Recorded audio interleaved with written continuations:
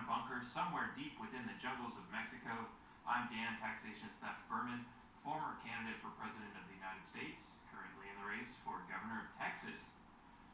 And I have with me a very special friend on today, Nannette, who has been through the ringer, let's just say, with the IRS and some other government agencies, but she's learned some really impressive tricks to try to fight them. And I know when I first started getting into some of this interesting stuff about how the government really works, there was a lot of confusing information about what was patriot mythology and what actually worked, what was the truth. And when I started down this path, that was one of the things I wanted to do, was to figure out what's real and what's not. So Nannette is really, she's been there, she's done a lot, and she has a lot of information that she's learned. So we're going to learn a lot of that today. But of course, before we get started, I want to ask for your support. And everything that we do on this show goes to help get rid of the IRS and taxes and oppression from the government all around the world. So heading over to taxationistheft.cards and getting one of these really cool flags. If you're listening on the podcast, you can't see it, but I have this really awesome 3x5 foot Taxationist Theft black and yellow flag behind me, and also these really awesome black and yellow Taxationist Theft hats. You can get these on taxationistheft.cards. We have a new site that's going to launch soon if you want to preview it, taxationistheft.info, which has a few more products on it, but excuse the mess, it's still under construction. And everything that you do on those sites, everything that you contribute to us, of course, goes to help fight taxation around the world and to help shut down the IRS. So please help us with your support. But enough of that. On to the show. Nannette, how's it going?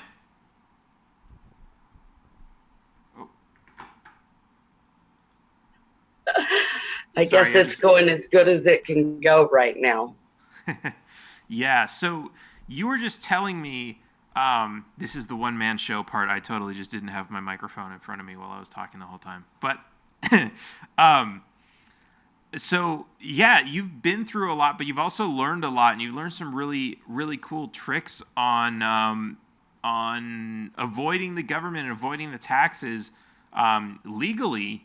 But you've also you've come across a lot of interesting situations. So I'm going to let you tell these stories, but let's start out with the one that we were just talking about, because this is really interesting. Where it seems like somebody who's not part of the government, or maybe they're associated in some way, is using the government against you, as they're using it like a gun to steal from you. What's the story with that?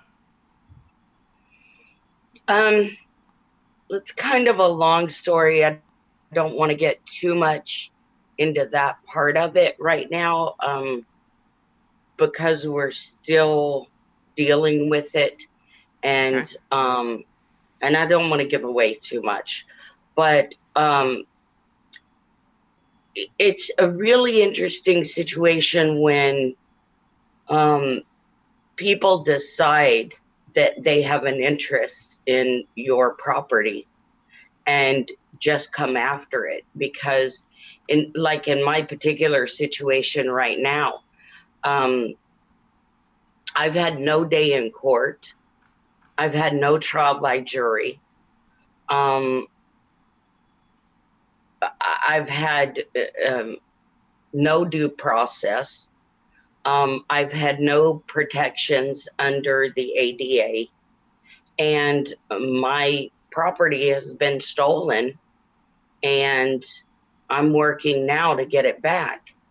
And it's quite a series of events that happened to bring it about.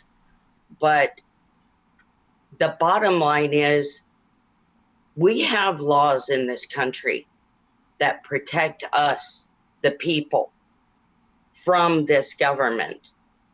The problem is getting those enforced. It's not a matter of law. The law is there. There's lots of law. People would be shocked to actually see and know the law, and people that I've shown it to have been just completely shocked by what the law actually says.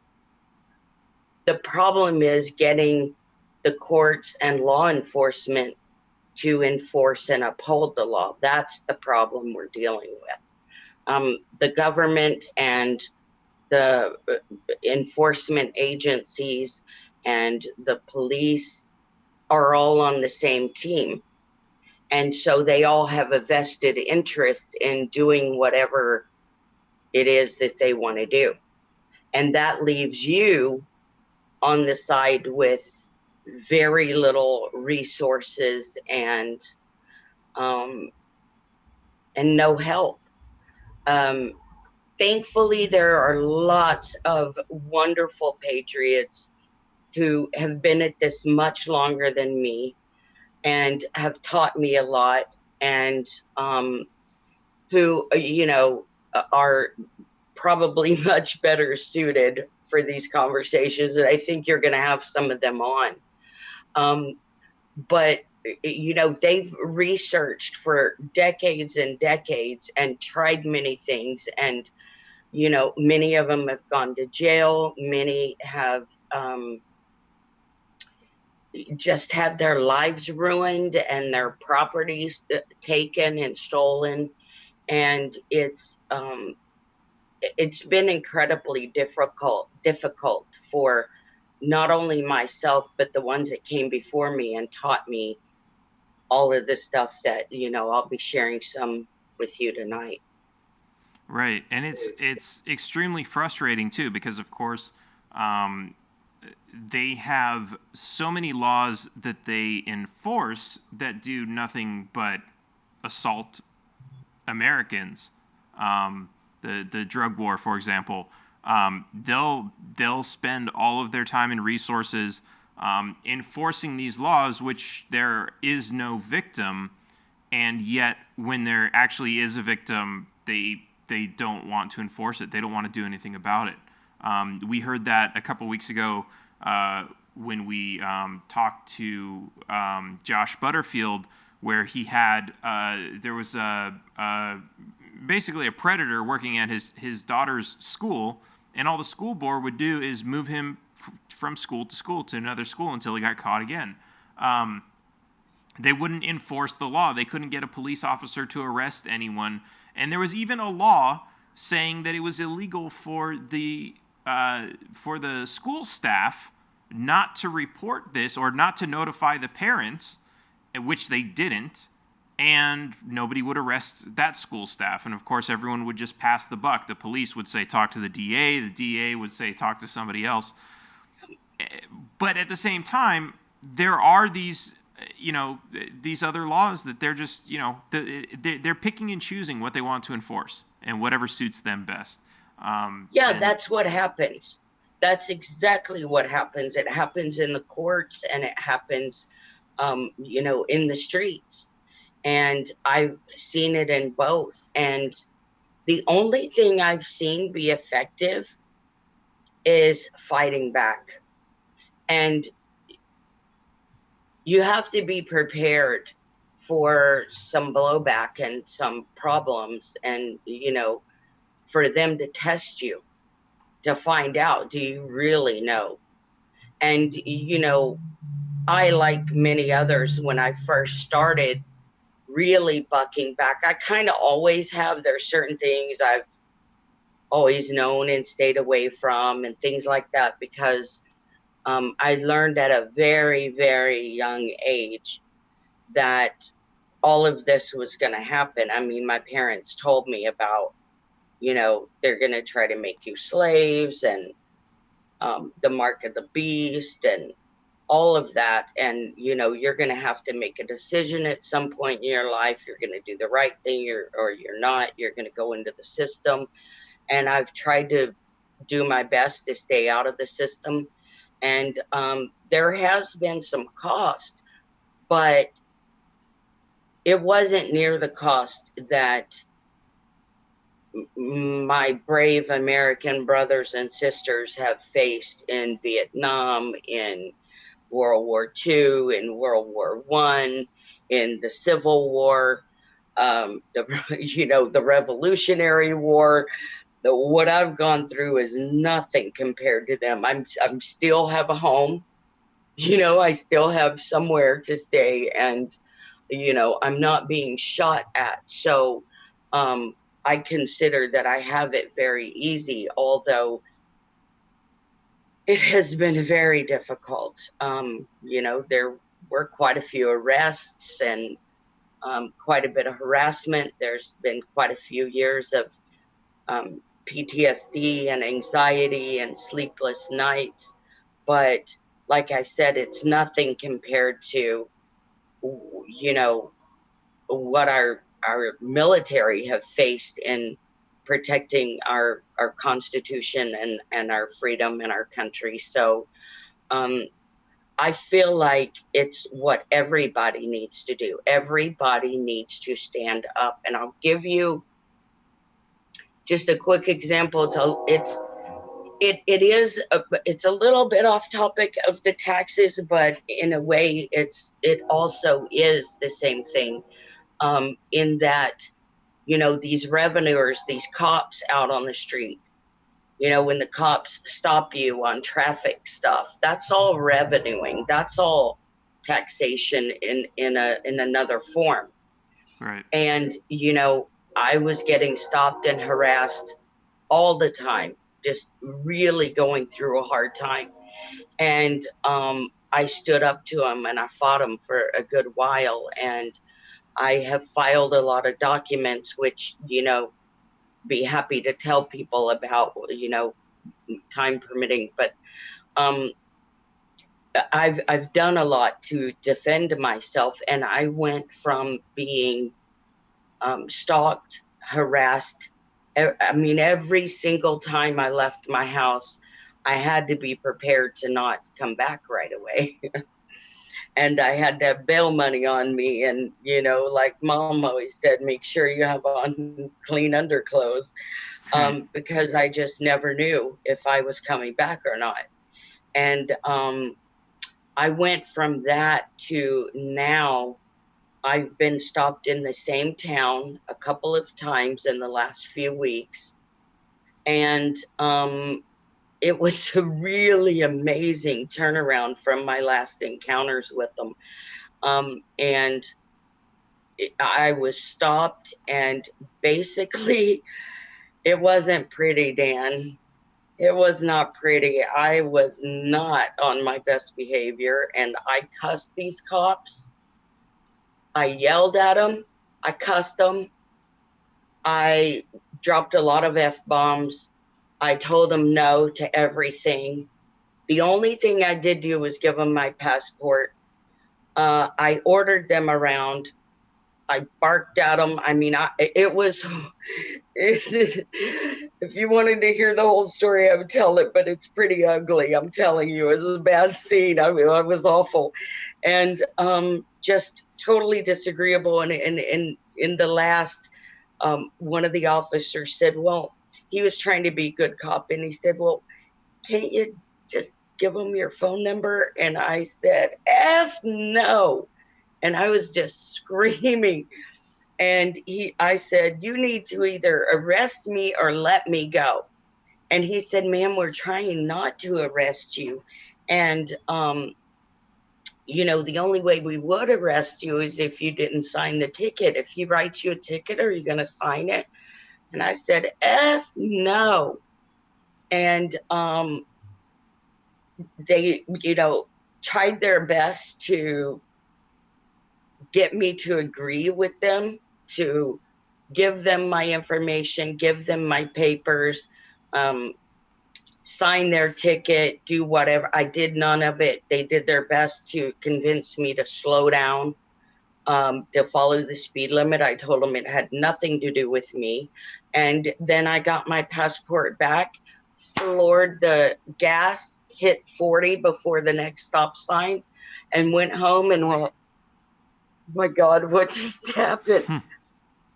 What just happened? I mean, number one, I completely lost my mind to be even attempting that. But number two, that it worked, that I apparently have them enough on notice that they're not doing the little illegal things. Now they're still doing the big illegal things, like, stealing my house. But, I went from being stalked to being totally non-compliant, totally rude, totally really bad, disgusting behavior. And they let me drive away. Whereas before, I could be sitting at home and they would write me tickets and arrest me anytime I walked out of my house. So it's quite a change. And if I hadn't have fought them, if I hadn't have stood up, and if I hadn't have learned what I've learned, we would have been still back at the beginning where they were harassing me and getting away with it. And in the beginning they did. And like I said, they test you. They will test you. They want to know, do you know what you're talking about? And when the second they see you don't know, they go in for the kill. So, but once you learn, and you really know, and you let them know, they tend to back off a little bit. Right. So the only thing I know that works is fighting them. And if you don't fight them, you're going to get taken by them. I can tell you, because it happened to me. And so you said you gave them your passport. You don't have a driver's license? No.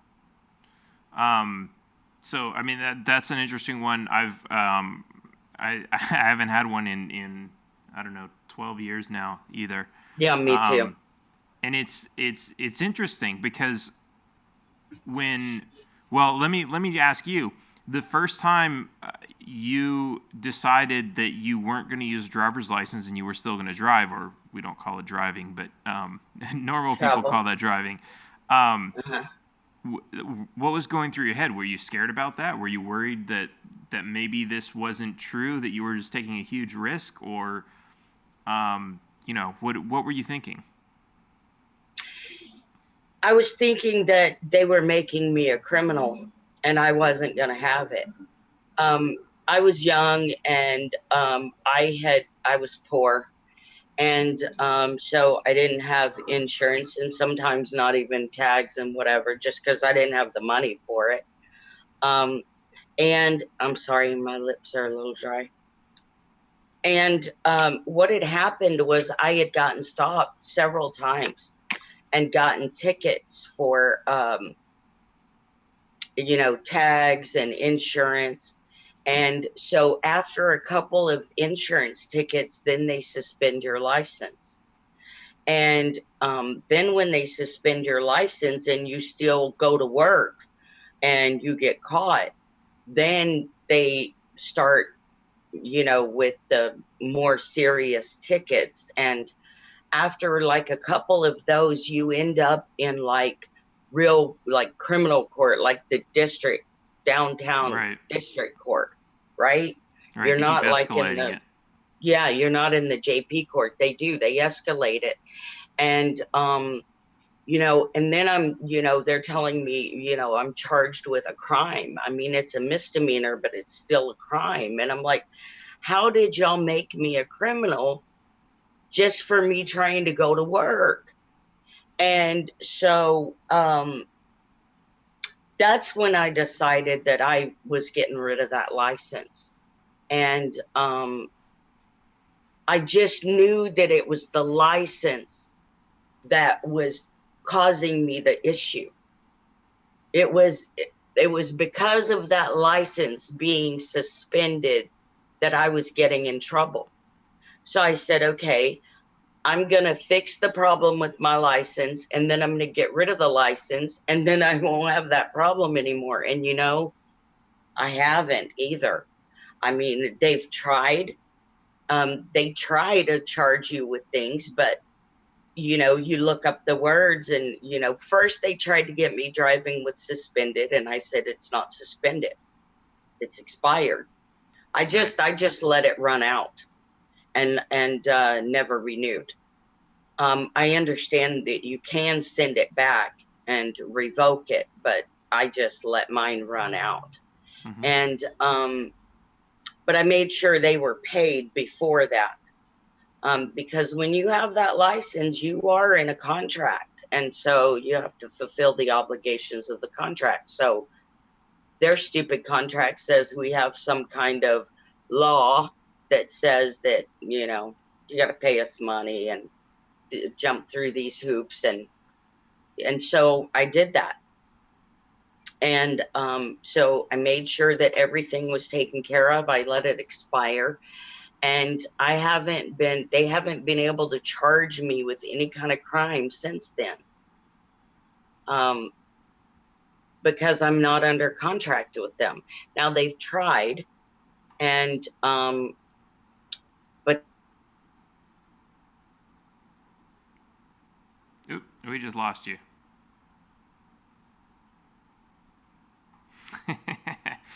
That looks like an internet problem. Let's see if she comes back. But this is really interesting. And I know I went through the same process myself. And one of the most telling signs was that I looked up in the actual code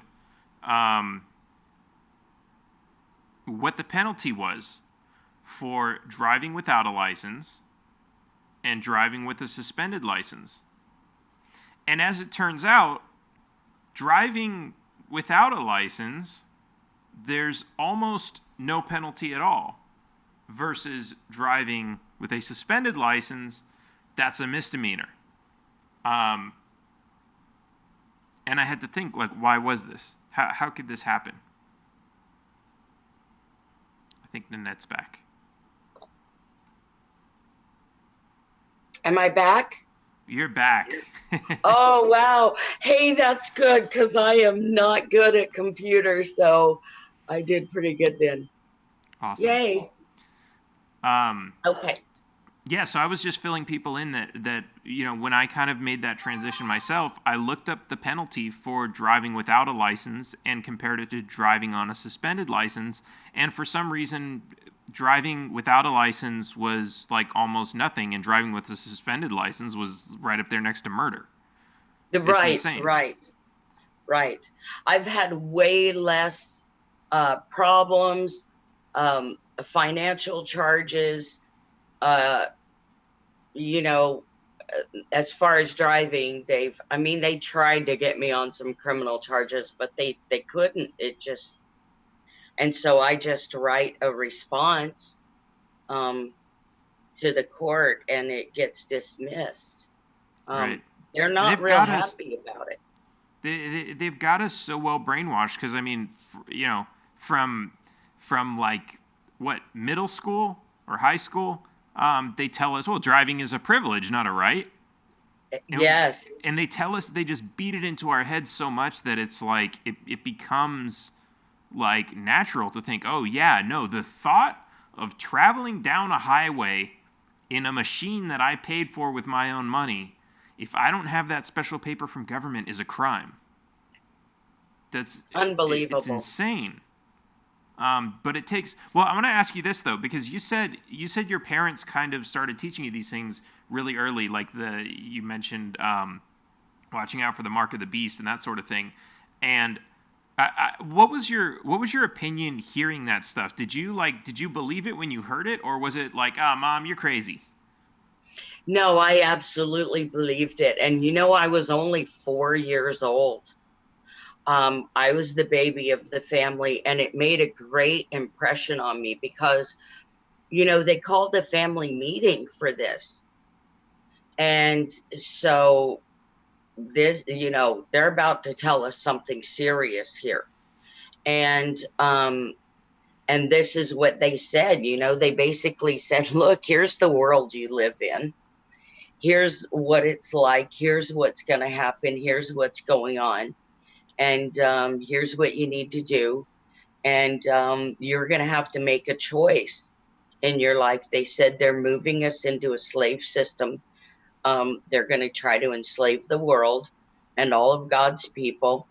And you have to make a decision of if you go into that system or if you don't. Now, if you don't take the mark of the beast, it may mean starving in a ditch. But that's the choice that you're going to have to make. And at 4 years old, I decided, okay, well, I'll do the right thing, because this is important. I know this is important. My parents are really impressing something on me right now. So um, I made the decision then, and then I found that um, in my 40s, I was having to live up to that. When I started buying properties, and, you know, I didn't want to um, contribute to the financial house of cards that we have built in this country. Every time you deposit money into a bank, that allows that bank to loan 9 times that amount. And so, if and when it ever, somebody flicks that bottom card, it's all coming tumbling down, and I just don't want to contribute to that. So, I was depositing as little money into the bank as possible. And I didn't want to deposit the money to buy these homes. Um, and so they will tell you it can't be done. You can't buy houses with green money, and you can, but your real estate agent will tell you you can't. The title company will tell you you can't. And, um, Right. the attorney he might tell you if you get the I would right one. imagine that the only limitation on that should be you might have fewer people willing to sell to you because they want it in a wire transfer or something else, or in an escrow through a bank. But there's but yeah, but you're right. They'll tell you that that's the way you have to do it because they're bureaucrats basically. They're like, no, no, no. This is the procedure we do. This is how we're going to do it. Um, and it's nuts. And it's like I've heard of people getting into this fight too, where when you sign when you sign all the contracts to transfer ownership, the deed and the title and everything else. That's when you sign the HOA agreement. And I've heard of people saying, no, I'm not going to sign. I'll sign all this stuff, but I'm not going to sign the HOA agreement. And so Yep. now they're not in the HOA, and it pisses off the real estate agents because they don't know what to do because they're just taught procedure. Oh yeah, you get a stack of papers and you have to sign all of them. Yeah. And it's the same thing with the police. The police are ultimately bureaucrats. They pull you over. And they have a list of procedures to follow. And if you stop them up and say, oh, no, I don't have a license, then they say, okay, well, I'm going to issue a ticket for not having a license. But then you say, oh, but no, I don't need a license. And then they're like, wait a minute, what do you mean? You point out you point out the law to them. Like I used to have a Mexican driver's license that I would use. And I would show that to them, and they were all kinds of confused. Well, what do we do with this? And it's absolutely insane. I had a car that was unregistered and they couldn't find it in their system.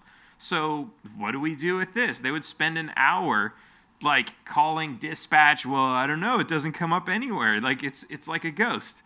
And they just don't know what to do because so yeah, going back to your point about realtors, yeah, they're all part of the system. They're all part of like they have their little realtor licensing club, which teaches them all the way to do things. You have your CPAs and accountants who teach, who are taught how to do your taxes, but never taught that not everyone's supposed to do taxes. It's a government system. It's government conditioning, and they've conditioned the experts to believe the bullshit. So now, when you want to know what to do with your life, you go to an expert, and then the experts give you the same bullshit that the government gives you, but it's bullshit. Yeah, and it's sad, but unfortunately, some of the experts don't even know. I was on another interview, and one of the women on the panel was an attorney. And as we were talking about one of my tax cases, and I said, well, for example, they had my case dismissed under the Rooker-Feldman doctrine. And the Rooker-Feldman doctrine has been interred. And she said, what? And I said, oh, yeah, interred over a generation ago. And so even the attorneys don't know. And it has been citizens that have found this stuff. In particular, that little trick right there was found by Richard Cornforth, who is one of my great mentors who I love and adore. And I suggest that everybody check out his materials at richardcornforth.com. Great teacher, great, I would say, scholar of the law. He certainly knows more, or at least tells you more than most attorneys. But, you know, here we have attorneys that don't even know the law. Right. We have judges that don't know the law. We have police officers out enforcing the law, and they don't even know what it is they're enforcing. You know, I mean, they don't even understand the Constitution or the, you know, the difference between constitutional law and codes, and, you know, who that applies to. And so that's why every time I get pulled over, I immediately call for a supervisor, and I don't answer questions. I don't give them any information. I ask them, why are you pulling me over? What's the emergency? You have your emergency lights on. You're blocking traffic now with me pulled over here. What's the emergency? And, you know, they'll try to tell you, well, you know, you made an improper lane change or you were speeding. And that's not an emergency. There's specific reasons that are emergency why they can turn on and utilize those lights. So I hit them with that. I hit them with, what's your probable cause? Well, you were speeding. Well, that's not probable cause. And then I always call for a supervisor, and I tell them, you know, either arrest me or let me go. If they want me to sign a ticket, I say, take me to the magistrate. Let's go right now. Let's go to the magistrate. I demand it. Anytime they want to start talking about a ticket, I want to demand to go to the magistrate right away. There was something you just said. Probable cause. You said speeding is not probable cause. Can you explain that? Well, I'm in Texas, and you can look in your state. You can probably just Google, but in Texas, in the Texas Transportation Code, and I'd have to pull it up to, it gets 901024 maybe. Couldn't swear to that, but if you'll Google, I'll give you a phrase to Google and you can find it. But it clearly states who these stop signs, speed signs, yield signs, merge signs, all the traffic signs are for. And so if you, like in Texas, you could Google Texas Transportation Code speed signs, and it should pull you up that code. And you can read it for yourself, because it tells you clearly who that stuff is for. And it is not for the average traveler. It is for commercial drivers. Which also brings me to the driver's license issue. There's only two kinds of license in Texas. And one is the temporary, and the other is a commercial. So if you're not a commercial driver, in other words, if you're not driving a tractor trailer, semi-tractor trailer, bus carrying passengers, or cargo for hire, then those signs don't apply to you, and there is no license for you. They'll give you one and it says operator class C, but you can't find an operator class C license in the transportation code. There is no such thing. There's also several Supreme Court rulings in Texas and in the U.S. courts that state that there is no license, and driving without a license is no offense. So the speed signs don't have anything to do with just a regular traveler, and that's why speeding or any traffic infringement is not probable cause to pull somebody over. They have to have probable cause that you've committed a crime. Right. And, you know, speeding is not a crime. So I just looked up the, I think you were right with the number 201.904 speed signs. Oh, I think I had it a little bit backwards, but anyway. And yeah, no, this is really interesting because I know, like, with the driver's license one, it says, like, it's, you read the driver's license requirement and you're like, okay, that sounds like that's me.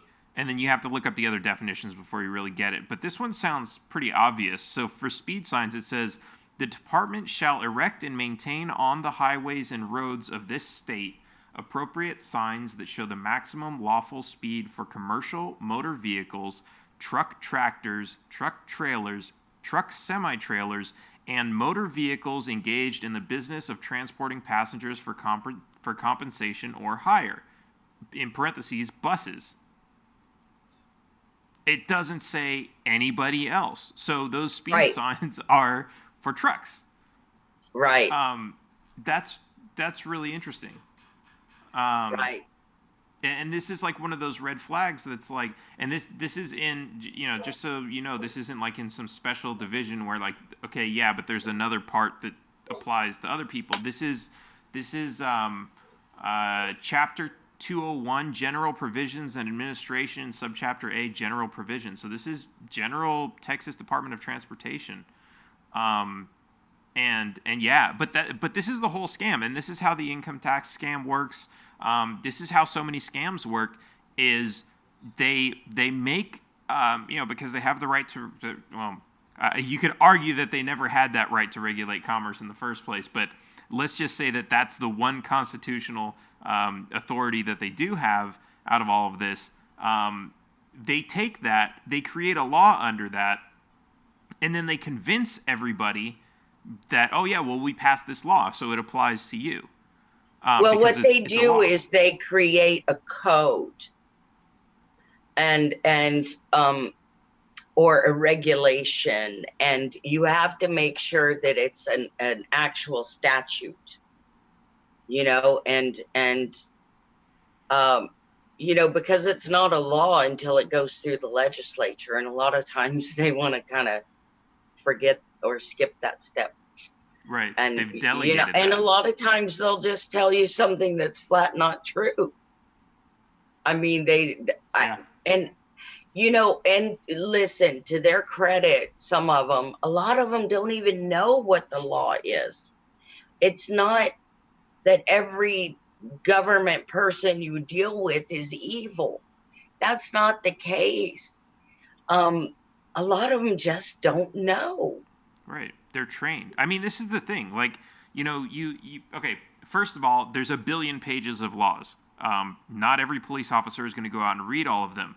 If somebody has forged a check in your name and you call, you know, you wave down a traffic officer, he's not going to know how to handle that. He's not trained. Right. All he's trained is traffic laws. He's a traffic cop. Maybe like domestic disputes and some little calls that he's going to get called to. But if he's handed a case of credit card fraud or something else, he doesn't know how to handle that.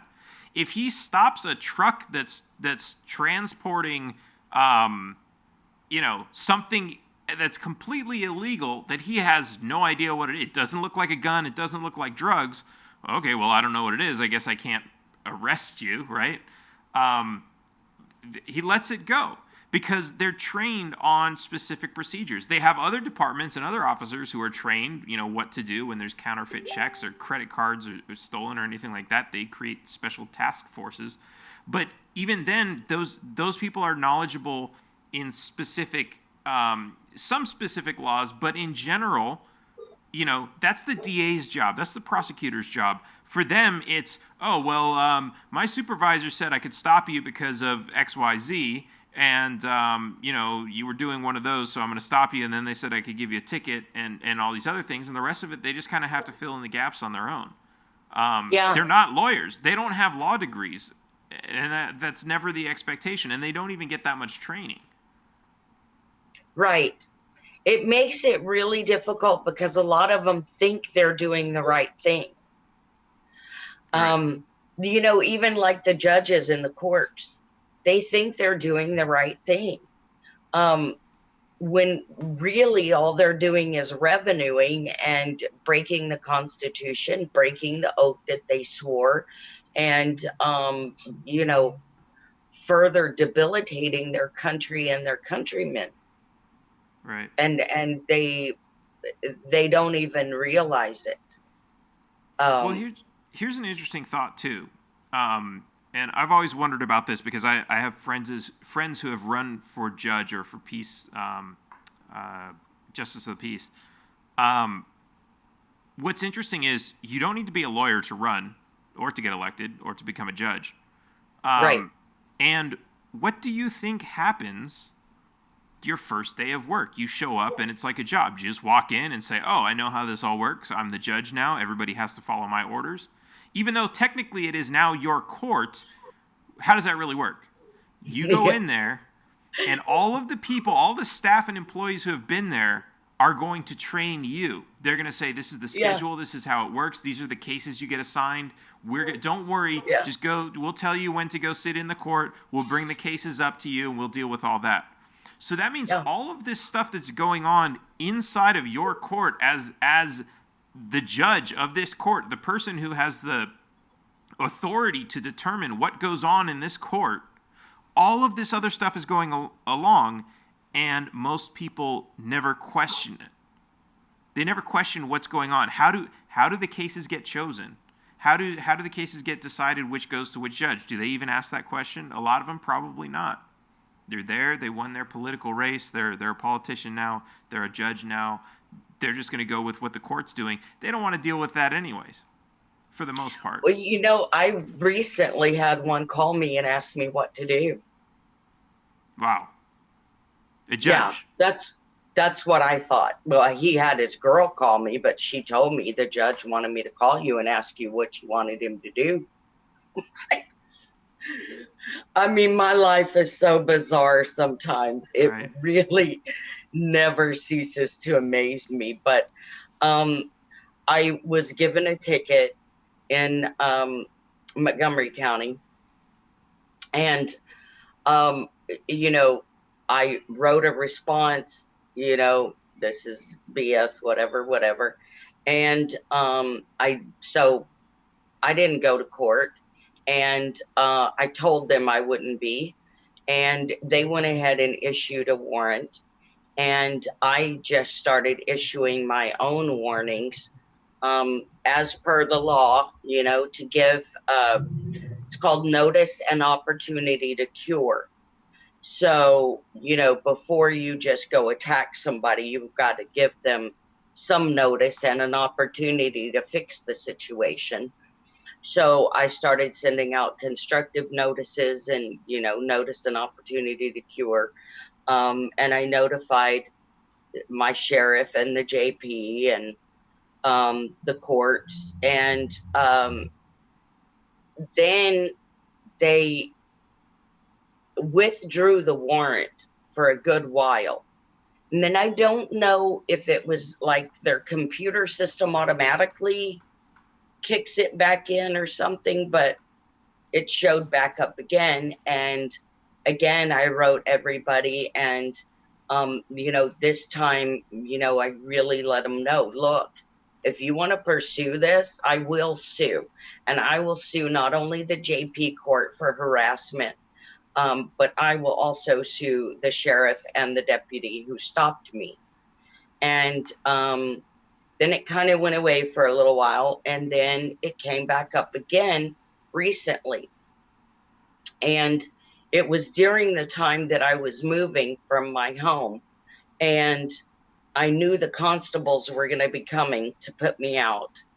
It had been raining and we didn't have time to move before the deadline, and had actually moved 30 hours straight up to the deadline. And I was worried, the constables are going to show up and I have a ticket. I don't want them to have any reason to be able to arrest me or anything. So I called the JP court and said, hey, I need to find out about this ticket. And they said, you have 2 failures to appear. And I said, okay, how can I get that handled? And they said, you can come up and pay us $40 for each one, and we'll reset you a court date. And I said, okay, great. That sounds like a good thing. So I headed up there, and when I got there, she filled out a little paper for me and told me, keep this on you in case you get stopped. And I said, okay. And I just kind of stood there, and she kind of looked at me like, okay, what do you want? And I said, I need to pay and lift the warrants. And she said, no, they're lifted. And I said, but I need to pay. And she said, no, no, no. And put her hands up just like that and stepped back. No, no, no. And I was looking at this like, what is going on again in Bizarro world? But I was like, okay, it saves me $80. I'm not going to worry about it. I got my little paper. So I went on about my way. And I decided I better go ahead and file an answer, because I'm moving, I'm fighting these tax cases. I don't want to end up in an issue over this. So I'm just going to go ahead and send him an answer. And that way I've got it handled. So I sent over an answer to the JP court. And then a few weeks later, I get a call from the court.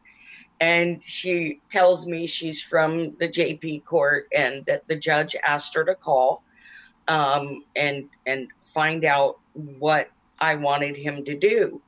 And she had woke me up, and I was like, what? And she said, well, you sent in this answer, but this answer is a civil answer. And I said, yes. And she said, well, we didn't know what to do with it. And I said, you file it into the case. And she said, but it's a civil answer.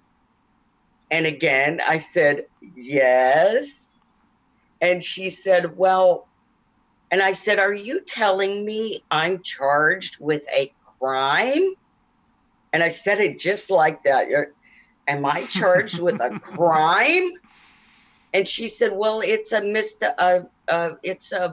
she was fumbling around. She didn't know whether to say misdemeanor or citation or what crime. She was like, it's a citation. And I said, yes. And she said, and you sent us a civil answer. And I said, okay. So are you telling me I'm charged with a crime? And she said, it's a citation, and the judge just asked that I call you and ask you what you wanted him to do. And I kind of laughed. And I said, well, he's the judge. He can do whatever he wants to do. And she said, yeah, but I just kind of don't understand. And I said, yeah, I get that, honey. But I mean, I filed an answer. I promised to file an answer, and I filed my answer. And she said, but the judge wanted to know what you wanted him to do. And again, I laughed. And I said, well, you tell him that I said he's the judge and he can do whatever he wants to do. And she goes, okay. I wonder what would have happened if you didn't pick up the phone and like they weren't able to find their outside answer to this great mystery. It's just amazing to me that Like, really? The judge is calling you and telling you to ask me to tell him what to do? Right. Really? But it's Come a interesting too long because way. it's almost like they're trying to, and I don't know if they're doing this intentionally or what, but it's almost like they're trying to set up a trap and letting you make the move. So for example, I had a conversation with somebody's asking who was your mentor again, and that was uh, I've Richard got a few Cornforth. of them, and I will tell everybody. And also, I'm going to be, hopefully soon, I'll be doing some um, podcast to actually teach the actual laws and show everybody where this stuff is at. And my mentors are going to be joining me, so you'll get to talk to them as well and ask questions. And we're all really excited about it. But for right now, you can look up Richard Cornforth, and it's richardcornforth.com. You can also see some of his videos on YouTube. Secrets to the legal industry, secrets of the legal industry. And then also, there's a great man named Kerry Zolman. Kerry's um, thing is jurisdiction. He does everything under jurisdiction.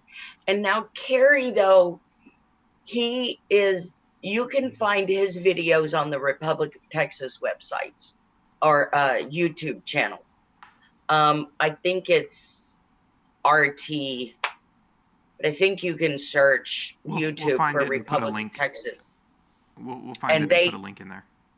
they have his calls. They're called jurisdiction conference call.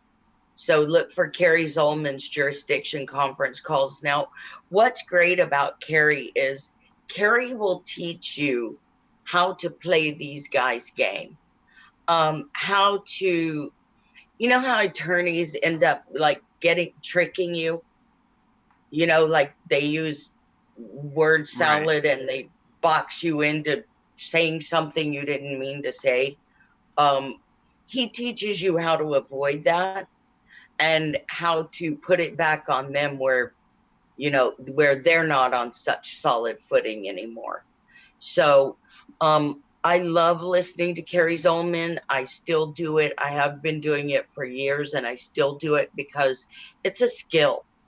To Kerry, it comes very naturally, and you'll see that with him. He's got one of those minds that just works a different kind of way. You know what I mean?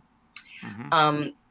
But for some of us, me especially, it takes diligent practice and exposure to hearing him with the patter and listening to people practice, and then one day after listening to him for a really long time, it'll just click and you'll go, oh, I got this. And then you just run circles around these attorneys and they don't know what to do. I mean, the attorneys were literally, putting their hand to their forehead and looking at each other and just exasperated. Right. But there was nothing they could do with me because I was answering Well, correctly and I was answering. So and this is the story I was about to tell. About I was fighting a traffic ticket. I was in court in California. It was a regular citation, and they do this thing where they say, "Oh, the judge is in here, but if you want to, but we have a judge pro tem that's going to hear your case. It's basically a Judge Judy court. So if you want to sign this thing and waive all your rights, you can be heard here, or you can object and right, go in front of a real judge." And so I right, objected, and I went in front of a real judge, and I argued that he had no jurisdiction. And it was really interesting because I said, I have no contract with the state of California, with the city of Los Angeles, or anybody else. I told them that I signed that citation under duress. I told them that the citation was not issued on city property, and all these other things, and therefore they didn't have jurisdiction. And this judge, who was an elected judge at this point, kept going back. He came up with some interesting questions, and he was like, but this court has jurisdiction, and this is the Los Angeles Superior Court. We have jurisdiction over Los Angeles. And I didn't know how to explain, and this was at the point, the very beginning of the trial, where he was asking me to enter a plea, and I refused to enter a plea because he had no jurisdiction. As soon as you enter a plea, you have no right to object to jurisdiction.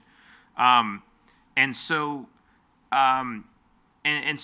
he put a couple questions to me that I knew I was right. I mean, I was still kind of fuzzy because I was still learning these things, but I had no idea how to explain this. And so he put the ball in my court, and he said, well, so how do you want to plea? He didn't say, so what do you want to do? Because if he would have asked, well, what do you want to do? I would have said, I want you to dismiss the case, right? But so I want to go home. Yeah. He just kept asking me, so how do you plea? And in my head, still being conditioned to the way that the system works, I felt like I had to answer his question with a valid answer, or else we would never proceed any further. And so, I said not guilty, and that was just a huge mistake. I should never have said that. And right, because ultimately, that's what he wanted. And so he was extremely patient in asking the same question over and over and over again, and holding his ground and not dismissing the case, because like you said, he was testing me. He wanted to see how much I knew, how far I was willing to go to defend this. So that's what I told you. They'll test you. Yeah. Exactly. And he was testing you, and you failed because you let him get past the jurisdiction question. But that is one that Cornforth will answer for you. And there's a couple of things. I mean, they have to have a party. They have to, under the rules of evidence, 601 in the federal rules of evidence, not 601, 602 and 603 in federal rules of evidence, talk about having a competent witness with firsthand knowledge of the facts. So they don't have that. They don't have a victim who has a claim against you. And the officer can't have a claim against you. Right. You need to have an adversary in the case. You need to have the plaintiff, which they will tell you is the state of California or the state of Texas, wherever you are. The people of the state of California versus so and so. And it's like, but wait a minute, I'm one of those people, and I'm not making any claim against me. You're making a claim against me on behalf of all these other people who really couldn't care less. So which one of them is making that complaint against me? Well, in order to make a complaint, they have to have some kind of damage or claim. So let's see who signed, Your Honor, that has a damage or a claim. Right. A lot of times what they'll do is the DA or the cop will sign the complaint, but they have to be willing to swear that they have a claim against you and testify to what the damages are, and they can't do that. Under penalty of perjury. Right. So none of them are going to do it when you ask them to get on the stand. So they don't have and another thing is venue versus jurisdiction. It's a very tricky one to get your head around. Mm-hmm. And so a lot of times the judge is talking about venue. We handle these kind of cases all the time. I handle these traffic cases all day long. This is a traffic court. Yes, Your Honor. Well, I speed all day long. That's not jurisdiction. Yeah, that's venue. That's not jurisdiction. Right. Jurisdiction means he has a claimant properly seated before him with a valid claim, who's a proper witness. The witness has to have firsthand factual knowledge, so an attorney can't testify. A cop, if he was not there when it happened, can't testify. It has to be somebody with firsthand factual knowledge. Right. So There's like several reasons why they don't have jurisdiction, but they are going to test you, so you have to know those reasons. Right. And you have to be Absolutely. willing to and know how to question them back, and that's the hard one. What we were, missing for so long, and Cornforth has really good information on that. Right. So, we're at the end of the show, and I know we could keep talking for hours. This is really great stuff.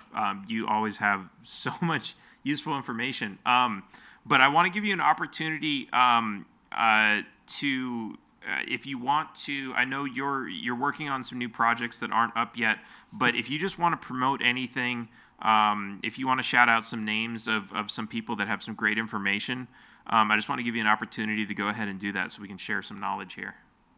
Okay, great. Well, like I said, Richard Cornforth is a really good one. And then Carrie Zolman, Zolman. I think they spell it wrong on the Republic of Texas. They might put Zohlman, but anyway, you can look for him on the Republic of Texas YouTube channel and look for his jurisdiction calls, and then just listen to them over and over and over, and you'll hear the same thing 100 times or 1,000 times, but until it clicks, you need to keep listening. Repetition. And then I have just starting a brand new YouTube channel that's lay law, where we're going to teach law to lay people. This is not law school for lawyers, and we're not lawyers, we're lay people, and we're going to show lay people where we have found the law and where you can use it to defend yourself and answer questions like the one you just asked, like, how do I answer this jurisdiction thing? Because see, that's what was happening to me in the beginning, and over the years I've learned more and more, and I know how to get through their hoops. So now the courts are calling me a bully. They have 3 national law firms up against me, 15 attorneys. I have a 9th grade education, and they're calling me a bully. Yep. That's interesting. So it must mean that I'm stepping on some toes, and we want to put all that information out on the Lay Law YouTube channel, which I'll be putting out stuff just as fast as I can. Like I said, I've been having technical difficulties, and then I'd love to come back on with you sometime and talk more about IRS and about the property tax thing, what people need to look for to know how to fight this property tax thing and this IRS thing. I'd love to share that data. And I want to point out that this was actually how we connected. So, and this was like a long time ago.